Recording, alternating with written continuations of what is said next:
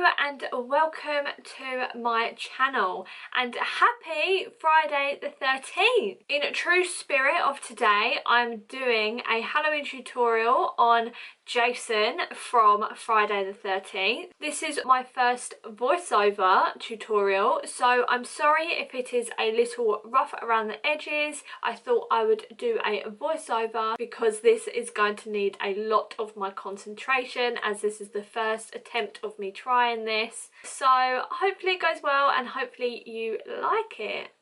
So let's get straight into the video. The first thing I did was cover my brows, and I did this by following Bonnie Corbin's video. She does special effects makeup. I'll link her video in the description below because I'd never done this before. But the first thing you do is cleanse your brows, also with alcohol to get rid of all the oils. Next you get a glue stick and make sure you get this all over your eyebrow hairs. Then get a spoolie and brush them through the hairs to make sure that the glue is on every individual hair and that there is no clumps. You repeat this step as many times as you need because you need the surface to be completely smooth. Looking back at this, I don't think I did enough layers. Like I said, watch the video that I'm linked in my description because this is the first time I've done it and I don't know much about this. To colour correct my brows, I used the LA Girl Pro Conceal in orange. I then got a makeup wipe and wiped off some of the excess and then baked with a translucent powder.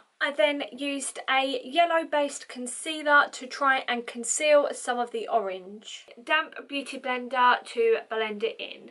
I didn't want to use a white face paint in this look, so what I did is get my Rimmel Lasting Finish foundation because I find that it's really thick coverage, and I lightened it with my Maestro Glow by Giorgio Armani in the shade 0. I mixed them two together to make a really light shade on my skin. I applied it with the e.l.f. Cosmetics Ultimate Blending Brush. And then to get a more seamless finish, I used my damp Real Technique sponge. Next, I used the e.l.f. Cosmetics contour palette and used the lightest shade in that palette to set my face. To get the basic outline of this mask, I used the Snazzaroo face paint in beige and a small lip brush and outlined around the edge of my face to where the mask will be. Next, I outlined the eye holes of the mask, and looking back now, I would have made them much smaller because the real Jason mask's eye holes are very small, what makes it more creepy, so keep that in mind when you're drawing them. While I was creating this look, I had a reference picture at hand, so I would recommend that also. The nose is quite wide on the Jason mask, so what I did was use the Rimmel Sculpting palette and the contour shade with a fluffy brush and contoured my nose, but instead of bringing the contour in to make my nose look smaller, I eventually brought the contour out to make my nose look wider. I also brought the contour up around my eyebrows to give the illusion of the shape around the eye holes. I then decided to wipe off any of the contour that was on top of my nose with a fluffy brush because we want to make the nose look as wide as possible. Also, on the Jason mask, the tip of the nose is quite blunt and straight, so what I tried to do was cut the end of my nose off and made it quite wide and blunt. The whole aim of this is to try and make your face look as flat as possible in as many areas as possible. I then took some of the bronzer and made two blended lines on the top of my forehead, as this is where the strap of the mask will go. We want to make the face wide and flat as possible, so I brought the contour down my cheeks but diagonal to make the illusion that my face is much wider than it actually is. On this step, please be careful not to bring the contour into your smile lines. If you bring it into your smile lines, it will actually make your face look smaller. So when you're drawing these lines, bring them above your smile lines. Now we can start drawing the holes on the mask, and I would really recommend looking at a picture for this because it can be really complicated with the amount of holes. To draw the holes, I used my Primark brow pencil in medium brown. I went a little wrong when drawing the holes around the lip area and made it look like a moustache. So all that I did is put some concealer on my Real Technique sponge and just got rid of the holes and started again. Once I'd finished drawing the outline of the holes, I went back in with the pencil and shaded half of the circles in to try and make a shadow effect. Still using the same pencil, I went over the lines that I drew around the eye holes, and I did try to make these a little smaller than what I'd done before, and then go over the outline of the mask itself. I then drew in the 3 straps that attach the mask. To fill in the straps, I used the shadow Black Market in the Naked Smoky palette, and then I used the same colour to deepen the circles around the eyes. Then, using the same palette, I got the dark brown called Whiskey and a small brush and shaded in the skin around the outside of the mask to give an illusion of a shadow. Then, using this same colour, I darkened the tip of the nose. After filming this tutorial, for the photos, I actually darkened this even more using a black shade. During this tutorial, I didn't want to go in with a black and then it go wrong and we have to start again, but I would recommend making this area as dark as possible, as well as the eyes. You can tell I'm getting excited.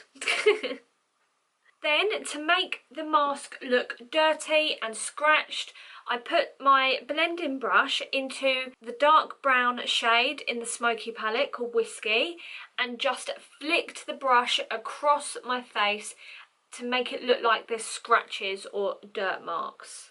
Now I'm using my Ride or Die eyeliner, and that is the Ink Blot Gel eyeliner.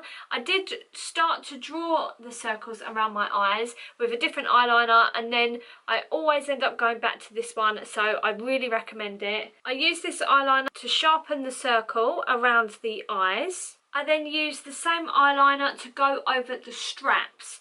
And instead of filling these in completely jet black, I filled them in with lines to give it more of a textured look. I also outlined the edge of the mask and then filled in the circles. I found that using this eyeliner on them holes was a little too harsh, so I then got my MAC 223 brush, which is actually the perfect size for the holes that I'd drawn, and picked up the shade Whiskey, what is that dark brown again, and dabbed it onto the holes to soften the sharpness of the black eyeliner. I then used that same shade and brush to go around the eye holes to deepen the inside to make a shadow. Next, I picked up my Primark Vintage Eyeshadow palette and used the pink colour in that palette to softly draw the outlines of the 3 triangles that are on the mask. To fill in the triangles, I used 2 MARC matte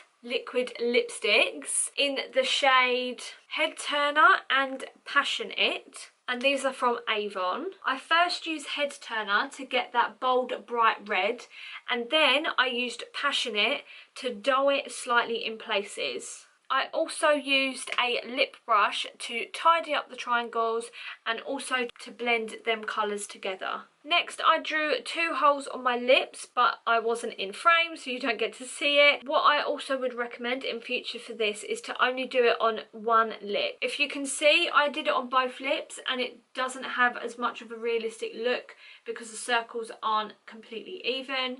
So I would recommend either just doing it on your bottom lip or just your top lip. Now it's time to get a little bit gory. So I got my Snazzaroo Special Effects Theatre Blood and I put that on a paintbrush and tried to flick it onto my face. But this theatre blood is very thick and goopy, so I didn't really get anything on my face. So what I had to do is go outside and get my mum to literally flick and throw it at my face. It was all in my hair, it was all on my clothes. So if you are going to do this, if you don't mind getting it in your hair and staining your hair for a little bit, then that's great. If not, wear a shower cap and wear clothes that don't matter if they get blood on it because it can stain. Lastly, I forgot to draw the screws that attach the straps to the mask, so I used my Snazzaroo face paint in Sparkle Gunmetal and a pencil brush from MAC, put silver dots where the screws would be, and then outlined it and put a line through it so it looked like a screw. And we are done. The only things I changed afterwards, but I completely forgot to film, was that I darkened my skin that's underneath the mask, so the outside of my face and my eyes. I would really recommend doing this because I think it was much more effective. So this is my final look for my Friday the 13th Jason Halloween tutorial. If you like this tutorial, please make sure to press the like button down below, also the subscribe button if you haven't already, and leave me a comment because I reply to every single one of you and I love getting to know you. So thank you so much for watching and I'll see you in my next tutorial. Bye!